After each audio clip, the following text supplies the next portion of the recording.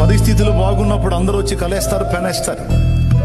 పరిస్థితులు తారుమారైనప్పుడు నా అనుకున్న మనోళ్ళు కూడా తుపాకీ కూడా దొరకరు, అడ్రస్ కనపడరు. అదంతే. ఇంకా చెప్పాలంటే నా అనుకున్న వాళ్ళ నలుగురిలో ఆరడిపరిచిన అనుభవాలు ఉన్నాయి కొంతమందికి.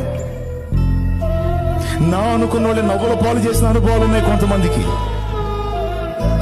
పాపం ఏమనైతే వదిలేశారు మొత్తం. కట్టుకున్న భార్య కూడా ఎందుకు నీ బతుకు దేవుడు దేవుడు అంటున్నావు, సిగ్గు లేకుండా దేవుణ్ణి తిట్టి చావరాదా అంది. అయినా వదలడే. నా విమోచకుడు సజీవుడు. నేను వెళ్లే మార్గము నా ప్రభుకే తెలుసు. ఇది శోధన గడియ. నాకు శోధింపబడిన తరువాత నేను సువర్ణంగా మారుతాను. నేను మరలా నా పూర్వపు వైభవాన్ని నేను పొందగలను. నా దేవుని చిత్తమైతే చెయ్యగలడు.